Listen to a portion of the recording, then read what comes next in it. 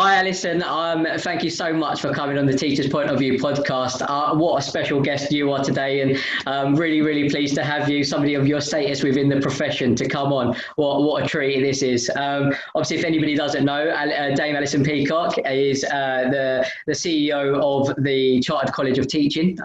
You've had a remarkable journey, haven't you? I mean, you've kind of taken over a failing school, got it to outstanding, and you've got a doctorate in education, a master's in education. I mean, I'm going to stop telling everybody about you. I'm just fascinated you're here. But if you could just start off, Alison, with telling everybody who you are and your sort of journey into teaching and where you're at now, that'd be great. Okay, well, thank you very much. It's a real pleasure to be here and to have an opportunity to celebrate all the hard work of our teachers. You're quite right. I've been a teacher throughout my whole career.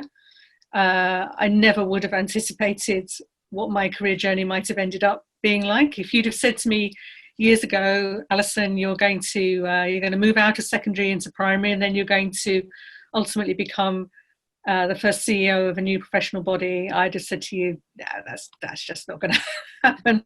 And if someone had said to me, and you'll get to meet the Queen and you'll become a dame, but it's been amazing, and the journey that I've been on has been, well, it's been really amazing when I think about it. But actually, the most important thing is the stories related to the children and the ways in which I've had the absolute privilege of working with so many children, so many colleagues, because the teaching profession is like a huge family, really. Sometimes it might be a bit like a dysfunctional family, but basically it's a family where we're all trying the absolute best to do what we can for our youngsters. And that's what gets us up every day. And that's what's kept us going over the last number of months as well. Absolutely. What does teaching mean to you? Like, what made you get into it? So, yeah, that's interesting, isn't it? I always said I wasn't going to be a teacher because both my parents were teachers. And you know what it's like when you're growing up, you want to do something completely different. And then when I was at university, it suddenly occurred to me that actually I did really quite like children, and maybe teaching was quite a good way of being able to do that. And so I trained to teach at the University of Warwick and went into secondary teaching initially. In fact, my first school was the school that's been made famous since by Vic Goddard, Passmore School, which was the first educating Essex. Do you remember that documentary that was on the TV? That was the school, but it was before Vic's time, where I first was there as an NQT. And then I moved up to Leicestershire, and then came back down again to Hertfordshire. And then ultimately, when I had my own children, I realised how my own little ones were just changing day by day. And that's when I did my master's at Cambridge and thought, I'd love to teach in early years. I'd love to be able to learn more about very young children and how they learn. So I've had the privilege of being across all of those age ranges. And now, of course, the job I'm in now is just amazing in terms of being able to see what so many teachers do in so many different circumstances and really being able to celebrate their achievements. It's fantastic. Absolutely. Obviously, you've gone from like senior leadership, and then you can't, when you went into headship, you took over a failing school, didn't you? Was that your first headship role? It was my first headship, and actually it was my only headship, it turned out, because I was there 14 years. I went there, when I went to look around the school, the head teacher who'd been there when the school had gone into special measures, he showed me around the school, and he was bowing out, and he was clearly exhausted and demoralized and so on, and he was sort of telling me about the school. And I just remember thinking, this school could be amazing if it had the right sort of leadership, if it had a chance. And so I was appointed as head, and I just remember thinking, oh my goodness, what have I done now? Because it's one thing to think about these things, it's another thing to actually do it. And then they appointed, for my kind of lead advisor from the local authority, I had the lead primary advisor. And I very quickly realised that the best way to improve the school was to tell him a very positive story. He would come to see me every week and he'd say, right then, Peacock, tell me what's happening now. What have you done this week? And every week I would be very upbeat, and I'd be telling him, well, we've decided we're going to do this with the library, or we've decided we're going to do this artwork to decorate the whole school, or we've decided we're going to work with the parents to do whatever it might be. So I used to tell him a very positive story every week. And that meant that he kind of, he believed me. And then when we had our first HMI inspection, that went well compared with the previous one, and so on. So it all started to snowball. And then 3 years later, when we got the outstanding judgment from Ofsted, that was just amazing. I mean, that was just amazing to think that we'd gone from special measures to outstanding. And the teachers that were there were, by and large, the same teachers who'd previously been judged as failing. So that was a huge recognition for them, as much as it was for anybody. And from then on, I just felt, right, okay, we didn't do this. We didn't improve this school by all the traditional routes that people talked about. So people would talk about, well, what you need to do is you need to hold people to account. If I could eradicate those words from the language, I would, because I hate that idea of holding people to account. On the other hand, if you actually work with colleagues and make sure that you're talking about children and how you can improve things for children and how they can feel confident in improving their practice, they just flourished and flourished, and the school got the recognition it deserved. And then from then on, we started to work more and more with other colleagues across many schools. We became a teaching school. We became a school of creativity. And then we started to do all kinds of crazy things just to kind of, I think actually looking back on it, we did things because there was a sort of sense of why not? Because if everybody's driven by compliance and there's an alternative, which is to be driven by values and kindness and wanting to find the best in everybody, I think that's a better way to be driven than just by being driven by being told what to do. So we started to do things that other people perhaps would never have thought of, like buying a double-decker bus to put on our playground as a library space, and building a Celtic hut with a thatched roof where the children could go inside and you couldn't hear the motorway anymore, and you could light a fire and sit around and tell stories, and experiences that children wouldn't otherwise have, creating something magical. And if education can't do that, then that's a real shame. So yeah, I've tried to sort of swim against the tide. And now that I'm at the Chartered College, trying to establish a membership which has grown from naught to way over 40,000 in just over 3 years, that's probably confounded quite a lot of people as well, because I think although we had a grant initially from government, we're now independent of government, and we're becoming quite an interesting collective. People are joining us and they want to work with us, and we want to listen to them, and suddenly we can provide a very positive, powerful narrative for the system. And that's what I've tried to do during this pandemic. You know, the reason you reached out to me, I think, was probably because I'm relentlessly Mrs. Positive on Twitter and everywhere else, trying to say, thank you very much, well done, keep going, it's all great, well done.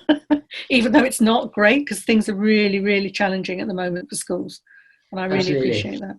You know, this is exactly why I've created this podcast, is to kind of give recognition to teachers for everything they're doing. Because, I mean, we spoke just before the recording, but we started recording, but teachers have been on the front line, haven't they? They have, like, they're risking their lives every day. I mean, you don't know when you can get COVID, you know? I mean, the whole nation's in lockdown, but teachers are there every single day. And when you see on, like, social media and media sort of portraying teachers as lazy, or, I mean, how frustrating is it? Because teachers are working really hard at the moment, isn't it? And I think it's quite important that they understand that they are doing an amazing job right now. Yes, I think I absolutely. And in the first lockdown, schools responded in different ways. And some of our traditionally more so-called outstanding schools, perhaps with their more middle-class communities, were perhaps less visible. They weren't needing to go and visit homes and deliver food and so on. But there were other schools that in city centres that were doing exactly that. They were going out, that were helping with food banks, that were helping people survive through this crisis.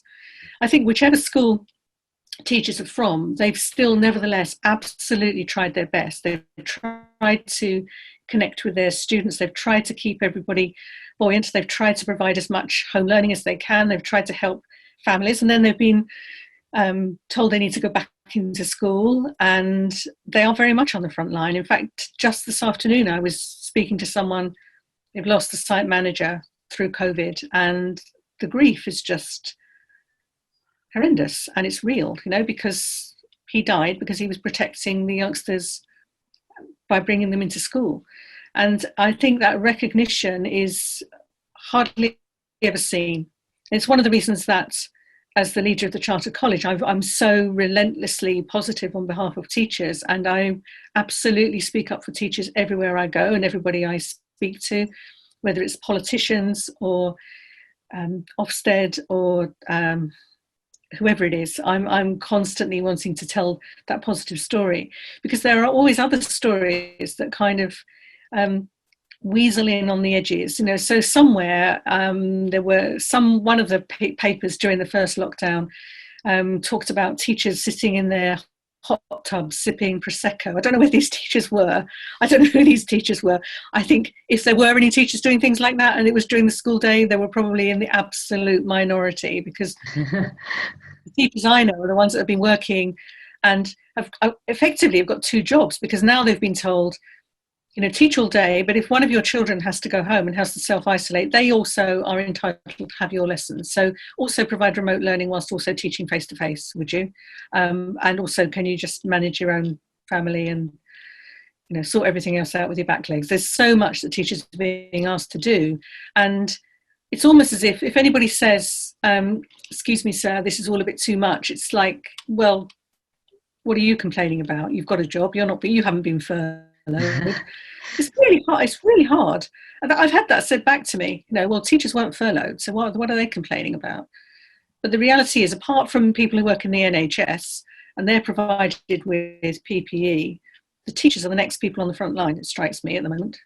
Yeah, absolutely. I mean, I'm not really sure why. Obviously, the policy came out when if the sort of vaccine does come out, sort of doctors will get it first, and then the elderly. I mean, why are teachers not mentioned in that? Because they are risking their lives every day, aren't they?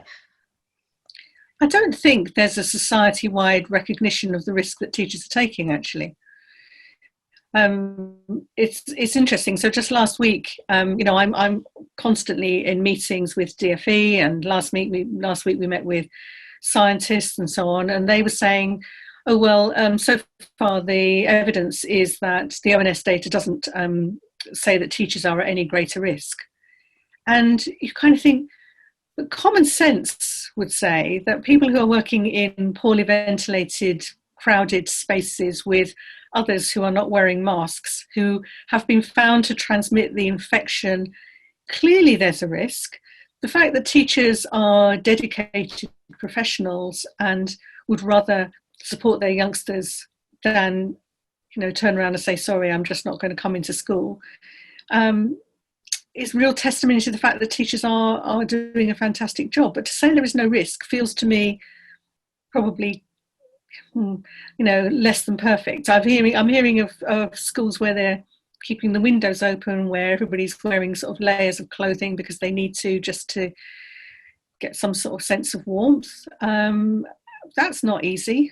It's very difficult to learn if you are in an environment where you're hungry, or you're cold, or you're uncomfortable, actually, because learning requires you to sort of be able to concentrate on something other than your immediate circumstance and really help you think. And it's difficult to do that, isn't it, if you're uncomfortable? So absolute heroes, I think. And yet they're not complaining on the vast majority of cases. I mean, I've been asked tomorrow evening, obviously I'm doing this for you today, but tomorrow evening I'm speaking, and I was sort of invited to speak and sort of said, please will you give an uplifting message, because our teachers don't want to hear how difficult it is. They already know how difficult it is. They want to be encouraged. They want to be inspired. So I said, well, absolutely, yes, I will do my best. So they, total heroes.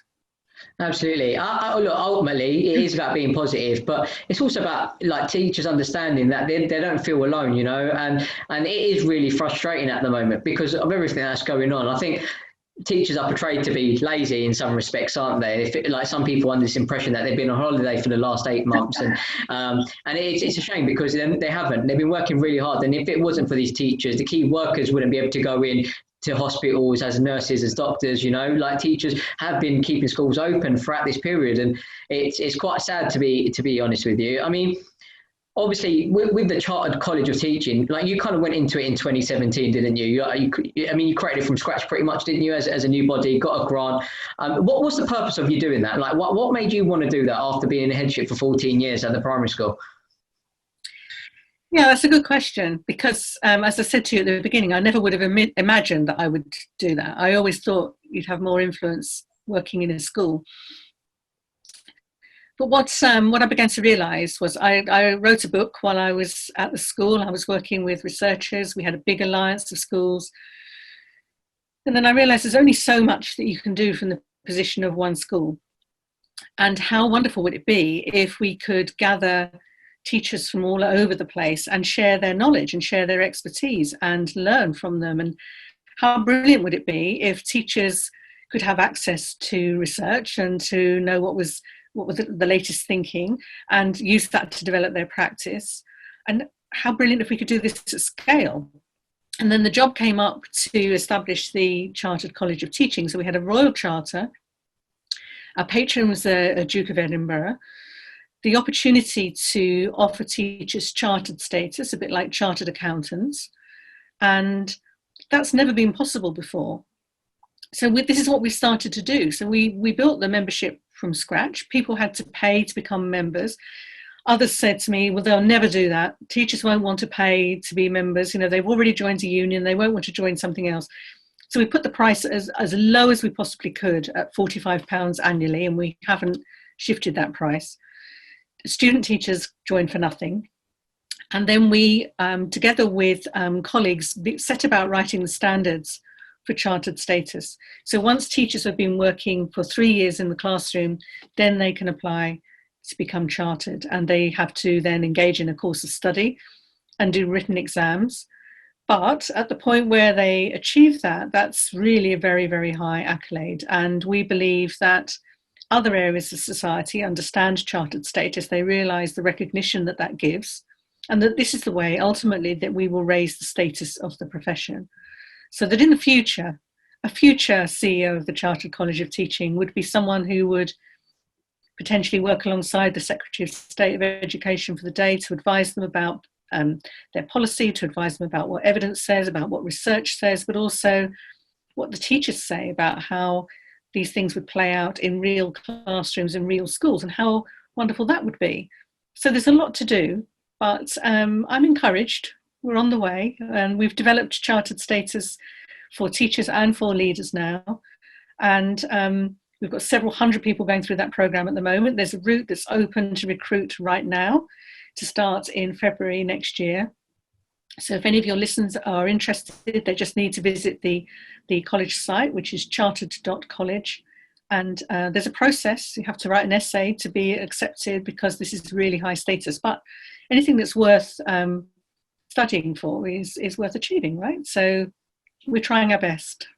Fantastic. And like from your sort of experience, and especially like within the last year, what influence sort of do you think you've had on like some of the decisions that have been made by DFE and the government, especially in these hard times?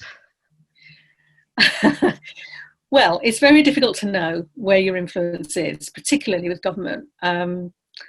But I do know that we have fellows of the Chartered College and members of staff from the Chartered College on nearly every government committee that exists related to education.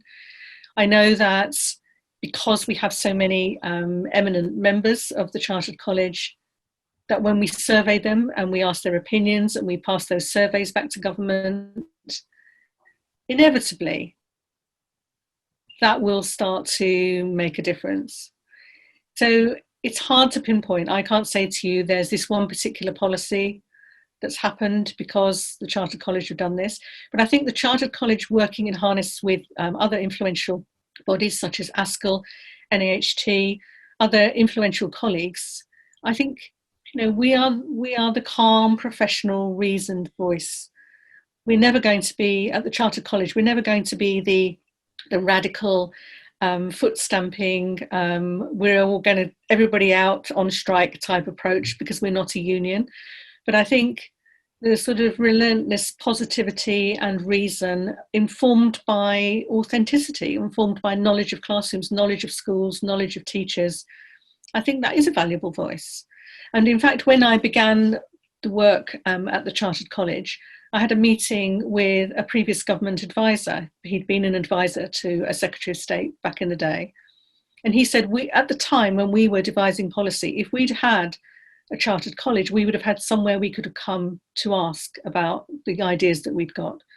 So I think that's the vision for the future. It's a future whereby we're able to combine research and evidence with intuition and knowledge from the profession, and that all together forms a very powerful body of knowledge to establish policies by and to review policies by. And all the time, our aspiration is that every child has an excellent teacher, and that every school is a great place to learn in the fullest sense, not just academically, but vocationally. It's a joyous place to be. It's a place where you learn the values of kindness and collegiality and collaboration, as well as academic excellence. And our best schools are absolutely like that. In fact, the vast majority of our schools are good or outstanding schools. They're the best they've ever been. So it seems ironic that government doesn't always listen to teachers as well as they might, because actually we are the experts, and we'll still be here beyond the politicians. That's the other thing, because political parties come and go, don't they? But the profession stays. Yeah, I mean, I think, look, this year, I think when I speak to senior leaders across the country on my podcast, I think the general consensus is they don't feel they've been supported by the government this year. I mean, how do you feel like everything's been handled this year? I mean, do you think more should have been done for education? So it's interesting, isn't it? You ask a question like that, and I think, what would I have done? What would any of us done if we'd have been in a position of power? Because clearly events have been unprecedented. But I do think there's a real kind of there's a need. I would hope that if I was in a situation where I was trying to lead something like this, that I would be listening first. I would be listening to what people tell me, and I would be really trying to understand, what does this feel like on the ground, and then trying to create the conditions that would be optimal for learning to continue and for youngsters to be able to thrive. And one of the things that feels quite obvious to me, but maybe it isn't as obvious to some of our leaders, is that when the pandemic struck, we have a very unequal society. And so we have youngsters who had no access to any form of digital device, or maybe they had one mobile phone between the whole family. And then schools were being kind of told, you've got to do everything you can to try and keep children learning. Well, how do you do that if the children haven't got access to some sort of computer? Well, there's television. Most families have television. So I think if I had been in government at that time, I would have been making sure that there were BBC programmes that were available, programmes that are available on television, on demand for children to watch. They didn't need the internet, because it's not just about devices, it's about connectivity. And then we heard of children in families where they didn't have enough to eat, because although a tremendous amount of money was being spent on furlough and providing support for families, there was still a tremendous number of families who had been on the poverty line before COVID, and this began to really impact. So again, the idea that we'd got children who were going without food, I was very supportive personally of Marcus Rashford and his campaign to support school meals being provided beyond term time. What an amazing man. Yeah, amazing. And thankfully the government have listened to that, but I guess in the end they didn't have much choice. Yeah, so that was really important. But those things about being fed, having somewhere to study, having an opportunity to study, and then having the resources, having books at home that you could read, and all of this unfortunately costs money, and it's money that schools don't have. And I think I would hope that I would have tried to listen and tried to persuade Treasury that our children's futures is our nation's future, and therefore education was the most important thing that we could invest in. Absolutely. easy said, isn't it? I think any of us could be guilty of trying to create policy. It's easy to do from the sofa rather than to do it in real life. But there are some fundamentals there, which is about valuing our people, I think, that really important. Yeah, I mean, something that seems just so obvious, and it's something that's come up a few times, but why is the Secretary for Education not somebody that's been in education? Because they haven't had the experience. I mean, the last time they had experience was 30 years ago when they were actually in school themselves, Why is it somebody that's an educator? I mean, like Phil Sharrock, Victoria Carr, Dave Malachi said to me that there was only 11, they had 200 students that are from disadvantaged backgrounds. They needed 200 laptops, but they only got 11 from the government. Obviously there is some sort of miscommunication or something that's breaking down between the government and the education system, isn't there? I mean, what's the answer? Why isn't there somebody in education in making these policies that can actually have a real influence on people that are on the front line every day? Well, I completely agree, but then I guess that's what our civil service is there for, and I think that's why, I know that's why the Chartered College is a good thing, because the more that we are able to put these arguments forward, to be heard, to be, just sensible on behalf of all of us working in schools, the better, because nobody wants to be in a position of being, I'm guessing, wanting to be in a position of being a minister or a Secretary of State and being unpopular. The most popular Secretary of State I can recall is Estelle Morris, and she'd been a teacher herself, and so that was.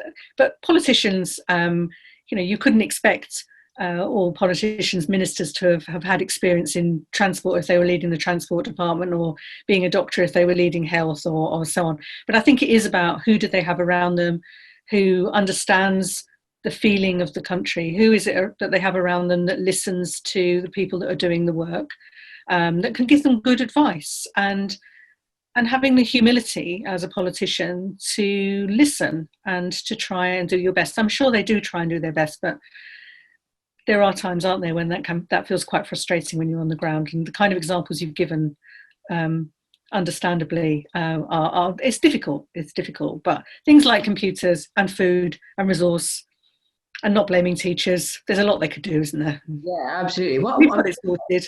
Why do teachers get the forefront of it then? Why is it that the media portrays the teaching profession as the one that's letting the economy down, when ultimately every single teacher I've spoken to is putting their life on risk, they're risking their lives, going out on the front line, helping the future of these kids effectively. You're talking about the future doctors, the future prime ministers. These kids are, if the teachers don't go in now, what are they going to do, right? And I just find it bonkers that teachers get this bad reputation, and they're the ones that get blamed. Why is the finger pointed at the teaching profession and not the government? If I knew that, I'd be better off, wouldn't I? Really, I just wonder whether there's something about the fact that we've all been to school, and we probably all can think of a wonderful teacher that we've had. I'm sure we can, but probably we can also think of one that could have been better. And maybe we have that person in our heads when we're criticising the profession, whether we're a journalist or a taxi driver or packing the shopping in the supermarket. Maybe we've all got experience of teachers that means that we take a view of the whole profession that could be kinder, that could be more generous. And my ambition at the Chartered College is to really build the profile of what it means to be a teacher and the career progression of what it means to be a teacher through things like offering chartered status that really helps wider society to understand this is not something that you could just step in and do. And I think lots of parents, to be honest, they have recognised over the last number of months, they've had their youngsters at home. Maybe there's been a piece of homework they've been trying to deal with, and the parent looks at it and thinks, oh my goodness, I don't know. Perhaps there's something about recognising the job of a teacher, managing 30 children all at once, that gives a bit of respect, because it is a difficult job. There is no two ways around it. There have been various TV programmes over the years. I don't know whether you can sort of remember seeing anything where people have sort of said, oh, step aside, I'll go and teach them. Do you remember Jamie's Dream School, where Jamie sort of got all kinds of celebrities to come in and teach? And actually they found it wasn't as easy as it looks. It's really difficult. It's a really difficult job. But it's also a brilliant, brilliant job. There's nothing like it when you've got a class of youngsters and you're talking to them and they're hanging on your every word. Or when you read them a story and you finish the book and they all break out into applause. Or when you're all singing together about something, or when you're trying to work something out and then someone has a breakthrough and finds out. It's a wonderful job. It really is a wonderful job. But at the moment, it feels really hard. And I think the more we can do to celebrate what our teachers are doing, the more we should do. They're absolute diamonds. Absolutely. Yeah. I mean, just as a few examples, like we've got places like the Cumberland School in Newham, St Frederick's, with Dee Conlon as the head teacher in Harlow, just quite a few schools, but they've actually not only just been teaching, they've actually been out there in the communities. They've been like trying to get money for food for these kids. Some of these teachers haven't had lunch, but they've sacrificed their lunches so the kid can go home with some money or something to eat, because that's probably going to be the only meal of the day. I mean, you're talking about teachers have had to adapt, not just to be teachers, but counsellors, policemen, they've had to have a variety of jobs this year. I mean, how much more difficult is it for teachers now, not only to look after these kids, but how difficult is it going to be to meet these curriculum needs that we've got to get them ready for the summer? Yeah, so I think the narrative that's going on that talks about how much learning has been lost is actually a really depressing narrative, because you can't get that time back. And so from my point of view, it's about what can we do to work with our youngsters and to look forward all the time and to be building on the future. And also with the exam classes coming up next year, what can we do to make sure that they have a fair go at this? So just yesterday, someone contacted me who said that her daughter had had to self-isolate. Her class had been out for 2 lots of 2 weeks since the beginning of term, plus we've had the half-term holiday. So she's hardly been in school through no fault of her own, and it's an exam year for that youngster. Now, there's no way that she can have a fair go at sitting her exams compared with someone who was able to be in school all of that time. So we need to think nationally, what can we do to give recognition to these young people and the study they've had? We also need to make sure, don't we, that we are really listening to the profession with all of these issues. And you're quite right, that whole notion of the teacher trying to be all things to all people is not sustainable. We can't be the ones that make the housing all right. We can't be the ones that sort out poverty. We can't be the ones that provide the counselling services, plus teach the children. But yet quite often it's the teacher that's on the front line, because people come to the teacher. When I used to be a head teacher, I would find that very often parents would come and see me, and they'd come and see me because they hadn't really got anybody else. They might come and see me because their mother was ill and she was dying and they just wanted to talk to somebody. They might come and see me because their marriage was breaking down. They might come and see me because they were worried about impending unemployment, or, these are none of these things are things that I could actually do anything about except listen. And I think very often teachers are the people who are there, who listen, who understand what the issues are within their communities. But you can't solve everything, can you, by doing that? And I think this is why, when I say it's really important for government to listen to teachers, this is what I mean. It's about understanding the full breadth of what it feels like to be in Britain at the moment, particularly at this time. And people are scared, that's the other thing. This is a very frightening time, and we kind of put on a good face because that's how we get through things, isn't it? But inside, it's terrifying. We don't know who in our family might become ill. We don't know if we ourselves are going to become ill. We don't know what the future is going to hold. So there's a lot that people are carrying that's related to an overall anxiety. And parents come in and they may be cross.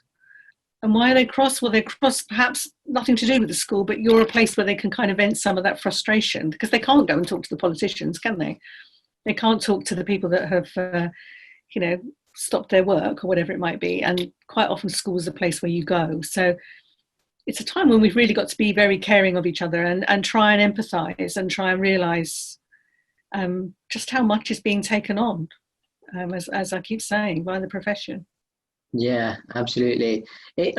Obviously, I think just a general consensus of teachers, I think they feel a general frustration as to why the government isn't listening. I mean, like, how can we keep people believing in the profession? Because it's so hard at the moment, isn't it? They don't get the support, and obviously there's only so much you can do. And I think I had Sarah Bramwell on a little bit earlier, who's kind of working on the teacher wellbeing project, and like she sort of makes it very clear how important it is, especially now. And especially now, it's important for senior leaders within schools to work on the teacher work-life balance, because if they don't kind of look after them, the retention problems are just only going to get worse.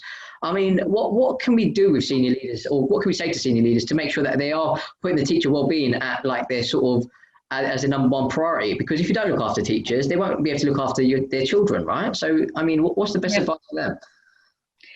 So it kind of works all the way through the system, doesn't it? Because, of course, we need the school leaders to be in a good place in order that they can be in a good place to help their teachers. And the teachers need to be in a good place so that they can help the students. And I think what we've been calling for at the Chartered College is not to have a resumption of inspection from January. We think that the pressure that accountability puts on schools means that people are driven to want to inspect the books and make sure that everything is ship-shape just in case someone comes to have a look. I think at the moment, those things just need to go by the by. So I think, at a national level, if we can reduce the accountability pressure, if we can reduce league tables, external assessments where they're not necessary, inspection visits, all of those things provide another layer of workload, and they provide another layer of pressure. And the more that we can focus on the needs of our community, the needs of our teachers, if we're a school leader, the better, because we just need to look after our people. And I think, the vast majority of school leaders recognise that. A lot of what they're having to do at the moment is just juggle their staffing. You've said to me you work in recruitment, you'll realise just how it's really important that you have the right person in front of the right class. And at the moment, we've got people who are being told to self-isolate. It's really hard. And so there's only so many hours in the day. If you're a school leader, the thing you're trying to do is keep your school open. You've been told to keep your school open by government. You're trying to do what you've been told to do, but you're trying to do that in the best way you can, and in a way that means that the youngsters are going to have a good chance of learning something, but also that everything's going to be self-contained and that you're not going to have difficulties in terms of behaviour. You've got all of the cleaning. You've got to keep all your cleaning staff happy. You've got your catering. So much to do. Looking after our people has to be the most important thing, and everything else comes from that, it strikes me. And if you've got a teacher who feels that they're valued by their colleagues, they're far more likely to have enough space to listen to their students and to value their students. It's one of those kind of trickle down things. If everybody's under pressure, everybody gets even more pressured. It's one of the things I was able to do at Wroxham as a head teacher, because from in special measures to becoming an outstanding school.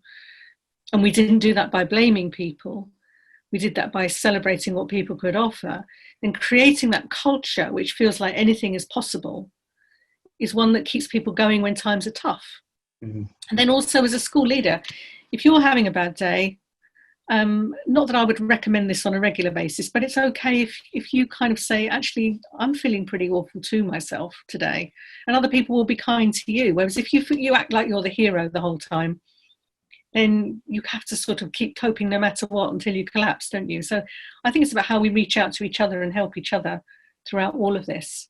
And there's Absolutely. Some great stories of this. So there's some great stories of people just being amazing. I mean, we had the TES awards, didn't we, on Friday? So we had awards for people across the whole profession who, I was one of the judges, and we just saw fantastic applications that came in, better probably than we've ever seen.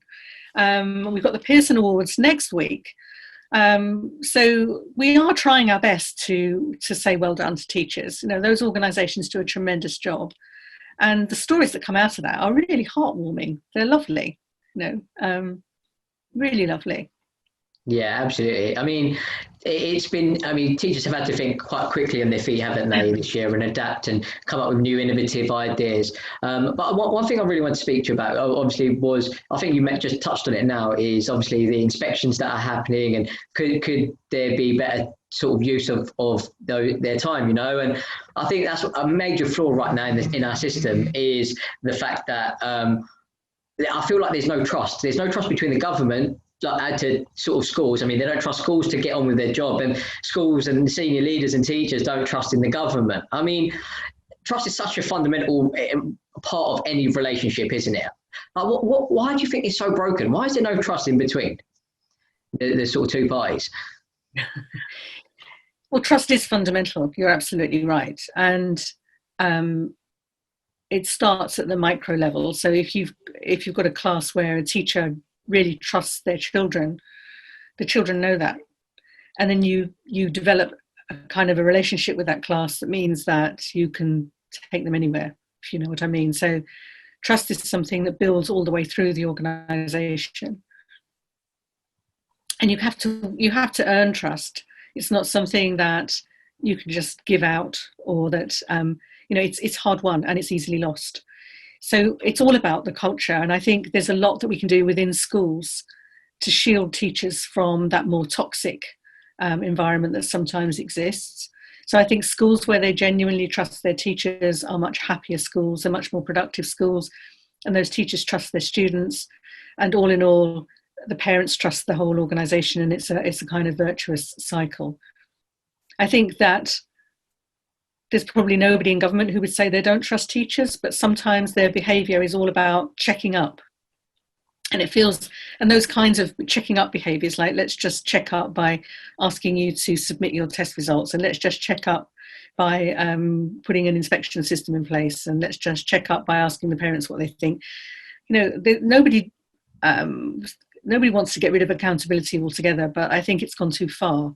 And when accountability goes too far, then you feel like you're being driven by a set of somebody else's standards you've constantly got to come up to.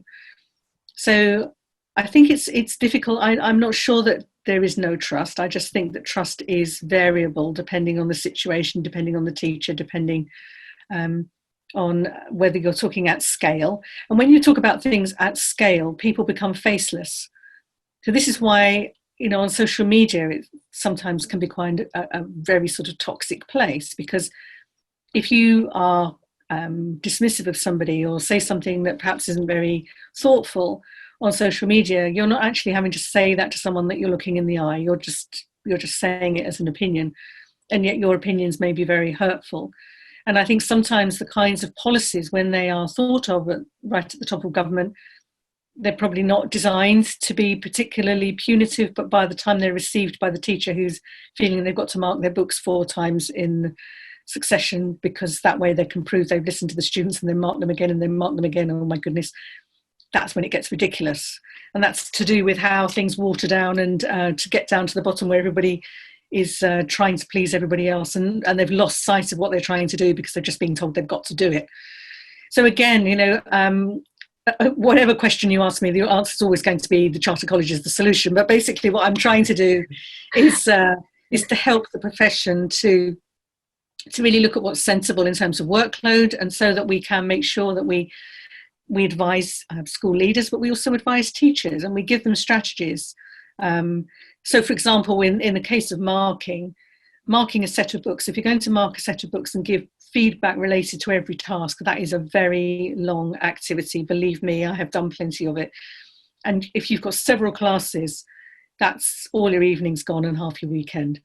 And that's only marking them once. And you might have that class 4 or 5 times in a week. So being able to do things like use a visualizer, which is where you put a child's book on a machine, you can project it up onto the screen, and you can say to youngsters, here's an example of where this particular task has been really successfully achieved. Look, there's this feature and that feature and that feature. Then the youngsters can look at their own work and see whether, in fact, they can compare with that, and whether they've got something that they would want to show and say, well, look what I've done. Look, I've done this. Have a look and see. That kind of collaborative working together as a whole group to try and understand whether the standards have been met from a task is as productive as individually writing on every child's book. But of course, that means you've got to persuade parents that that's as productive. And that's to do with how you educate your community, as well as how you work with your colleagues within the school. So all of these things, they take time to communicate, but they're really powerful if they're communicated well. So there's a lot we can do, but there's one of the difficulties with teaching is we've got a tradition. You know, everybody went to school, classrooms look pretty much similar, apart from the fact we've got whiteboards instead of blackboards now. Pretty much the classroom looks the same as when we went to school back in the day. So therefore, people kind of feel they just carry on with what their teacher used to do and so on. So it's really about how we disrupt all of that and try and bring in some more some methodology that is proven now to show what makes a difference. And we can do that. We just need to work with people to help them understand what those issues are. Yeah, for sure. To be honest with you, I think some, obviously, again, like I'm going to go back to Phil Sharrock, but and Victoria Carr. But one of the things I think they kind of don't always understand is how, like, you can kind of grade certain schools in certain areas. Like, say, for an example, in a London city school compared to like somewhere in the rural suburbs. Like, I mean, how do you judge schools on the same criteria when they're miles apart from each other and you've got complete different demographics? I mean, is that a flaw in the system? Does that need to be changed? Yes. So to be fair to the current inspection team, I think there's a much greater realisation under the current chief inspector of the inequities in the system in relation to data. And one of the things that has started to happen is that schools that have similar contexts can be grouped so that we can compare like with like. We call them families of schools. This is a much fairer measure because depending on the intake, depending on the poverty levels of your youngsters, or in fact, you know, the affluence levels of your youngsters, obviously makes a massive difference. And we do know that individual teachers within schools make much more difference than the overall school. So the individual difference of the teacher with their class, the great teacher, makes a huge difference, particularly in areas of deprivation, which is one of the reasons that it's so important to carry on improving teachers and for teachers to see themselves as on a kind of career-long journey to improve their practice. Not because there's anything wrong with what they're doing, but because there's so much more that we can always learn about what we're doing. But to compare a school in one area directly with another is clearly unfair. And when you start to look at the overall judgments given to schools, it's much, much harder to achieve an outstanding grade in some areas than it is in other areas. And inspectors are subject to unconscious bias as well. So there are all kinds of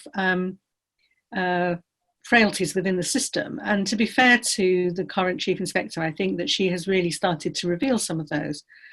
But ultimately, I would say that we've got to the point now where inspection, which is a kind of big stick to sort of kind of be wary of for the majority of schools, has probably had its day. I think now we need to be much more in a position where we're looking at peer review, where we're really helping each other. And if we took the attitude that no school was better than the weakest school within our group of schools, then it would be in everybody's interest to help the school that was having difficulties, whether that was to do with staffing levels, whether it was to do with particular contextual challenges related to the community that they served, or whatever it may be.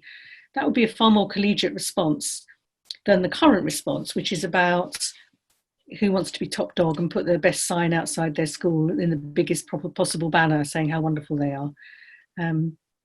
There was one school, if I just go into anecdote for a moment, that I knew of, where they put up one of those great big banners, you know, saying we are a good school, but they had a particularly disgruntled member of staff who had been off during the period of the inspection, and allegedly in the night time she came and tore it down. So then they just had the stumps of this sign without the sign there anymore because it had been taken away, and those stumps were there for months and months and months. You'd have thought they'd have taken those away as well. So I mean, maybe this isn't true, maybe this is an apocryphal story, but I did hear this from somewhere where it had the happy sign that was only there overnight and then got ripped down. So actually, if it was up to me, I wouldn't have any of those signs. And we never had anything like that outside our school, because I just feel like, what are you doing it for? It's like saying, well, no, we are better than you. Not good. We need more collaboration and less competition, I think. Yeah. I think there is always that level of competition. Like, you want to be better school than everybody else. I mean, how far are we from having a system that operates in the way that you've described, opposed to where we are now? I think that our school leaders are the best they've ever been, and this pandemic has taught us so much, and they've learned so much about how they need each other. You know, school leaders have been phoning each other, talking to each other on Zoom, trying to work out what's the best way of dealing with things. There's nothing like a period of adversity to actually pull people together. And it strikes me that the strength that they've developed in leadership over this time means that they don't need to be told whether they're doing a good enough job. They just need to help each other do an even better job by supporting each other. And I think now's the time to do that. There's a report coming out this week. I was part of a school improvement commission with the NAHT. They're publishing their report later this week, and it calls for peer review as a way of helping schools to constantly improve their practice, but without this sort of sword of Damocles hanging over their heads all the time of the label of the school. I don't think we should have schools that are labelled. I think occasionally there are schools that get into real difficulty and they deserve our support and they deserve extra funding and they need help. The vast majority of schools, they don't need labels. They just need helping to do the best job they can do. Absolutely. I mean, obviously, I've been in education recruitment for 6 years now, and by labelling schools, what you end up doing is you kind of give them an even more difficult time. If they're inadequate in special measures or if there requires improvement, what you automatically do is put obstacles in front of them to find better quality teachers. Parents don't want to send their children to a school that's not working, that's not doing well. It's hard to keep the staff morale up. You just end up like having extra challenges. I mean, labeling is almost a difficult. It makes it more difficult for schools to get better, doesn't it? I mean, you're right. I think it's probably in some respects a little bit dated having Ofsted now. I think obviously you're right. It's very good. It needs to be a little bit more. It needs to be more individual, doesn't it? Opposed to generalised across the country, because every area is so different. And some areas are so diverse in ethnicity, and some are literally predominantly white. I mean, it's so different across the board.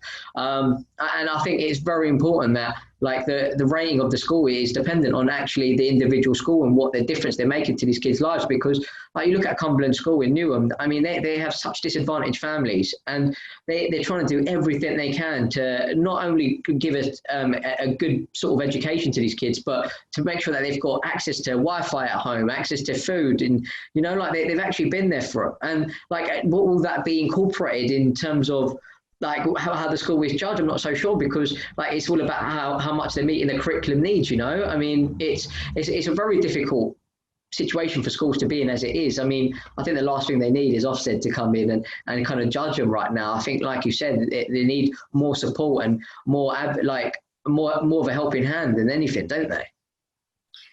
Yes, and I think those schools that are doing the kind of job that you've just described there need to feel that they're doing the right thing. They're putting their energies in the right place because they're putting the people first. And ultimately, schools are all about people, aren't they?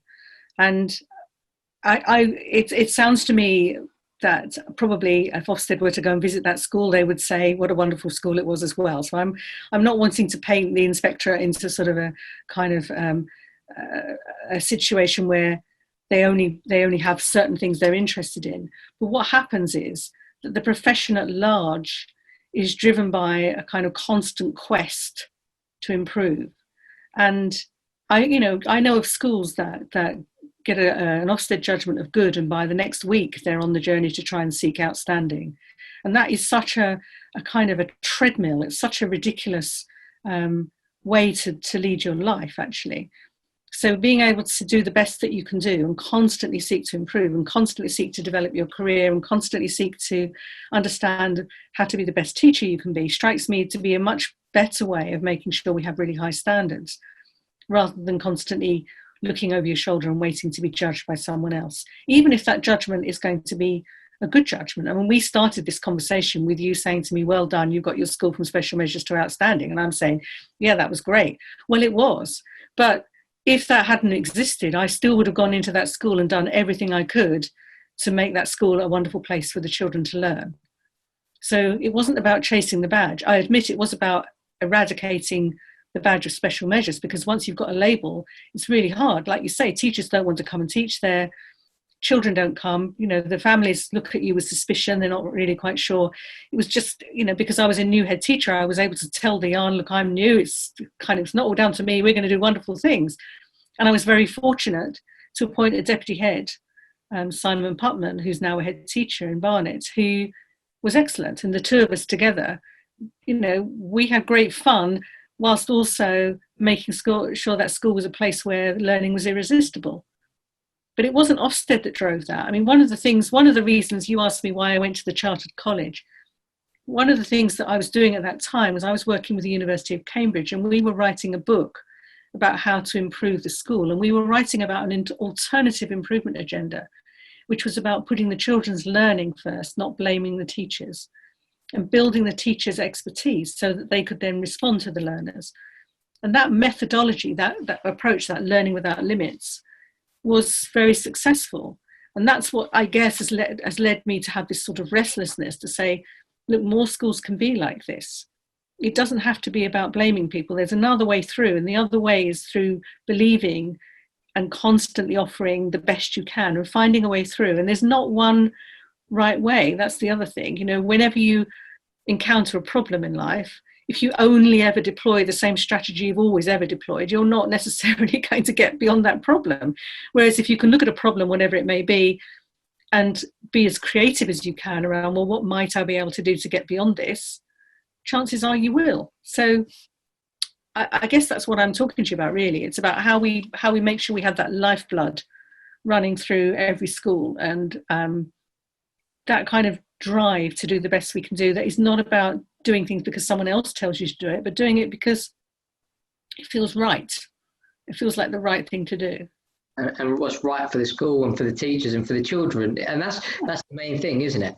And obviously supporting sort of your peers and your colleagues, and because ultimately it's been such a tough time. I think a lot of teachers have felt isolated. I mean, you talk about the older teachers in the profession that are risking their lives. I mean, they may be vulnerable, but I know some teachers that have been vulnerable and still have gone in because they feel like there's a moral obligation, and it's genuinely a remarkable. It's a remarkable profession. I mean, teachers are so resilient, and they've literally put up with the worst year possible. From your point of view, what do you need to see from the government? What does the profession need to see from the government as a whole, to make things better and to give it more support? Okay, so what does the profession need? I think we need funding for our schools because it's expensive keeping a school clean and paying for loads of supply teachers. So we need recognition that this is cost schools.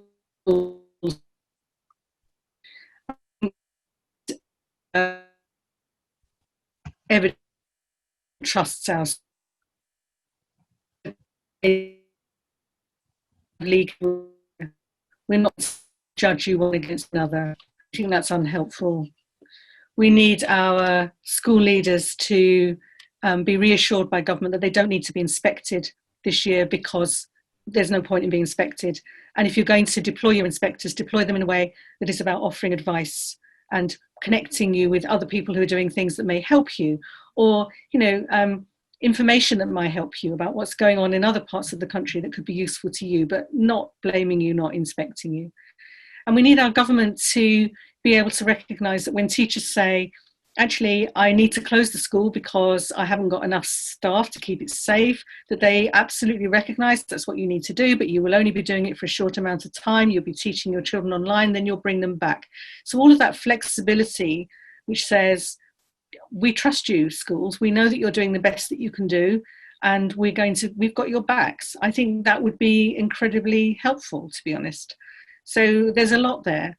And then when it comes to things like the new school improvement report that's coming out this week, it would be brilliant if government were to embrace that and listen and say, okay, fantastic, let's have a conversation about how we can think about accountability differently, about how we can work with you to make sure that we listen to your ideas.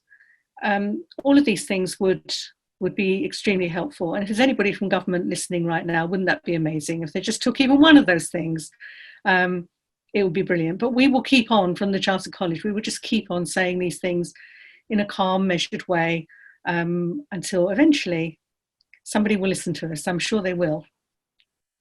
Do you think as a profession, more people need to speak up? Would that make a difference?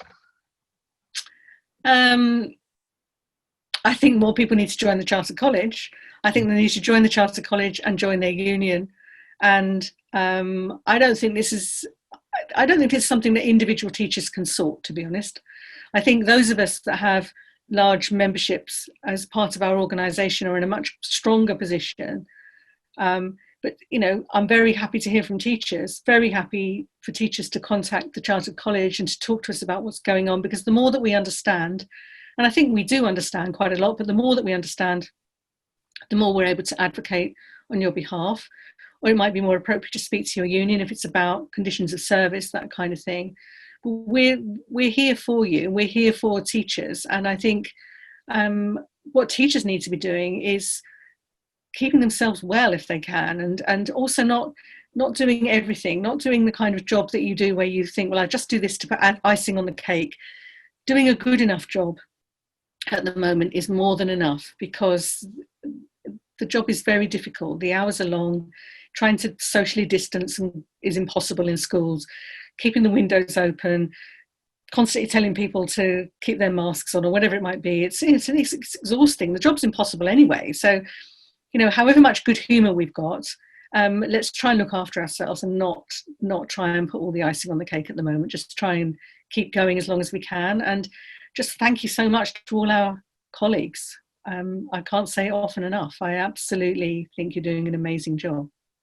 Yeah, I will second that. I think the teaching profession, everyone within schools, not just teachers, school staff as well, the ones that are risking their lives every day, I think obviously NHS have been given a lot of recognition, but you are all superheroes, you have literally been on the front line and risking your lives every day, and we can't thank you enough. And it's such a shame that you don't get the recognition you deserve. And I just really hope that somebody from the government does listen, because if you want to know what to do to improve a sector, then why don't you listen to the people in it? It's absolutely obvious to me. It blows my mind. It does.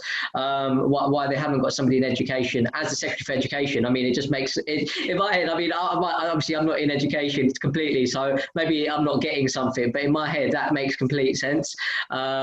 It's just a shame. I hope that people listen to the podcast, because you hear senior leaders and teachers across the country saying similar things, and there's so much to take away from it. And teachers, I can't stress it enough, but you guys are doing an amazing job, and hence why I've created this podcast, just to give you recognition for all your efforts. And obviously we've got people like Dame Alison Peacock coming on now, so I feel a little bit starstruck and a little. I'm overwhelmed that she's come on, to be honest with you. But we'll leave it there, Alison. Is there anything that you'd want to leave on before we go? Just to say, do you know what? In spite of everything we've said, it's still the best job in the world. And thank you very much for giving me the opportunity to talk to you this evening. Thank you. It's been an absolute pleasure. Thank you.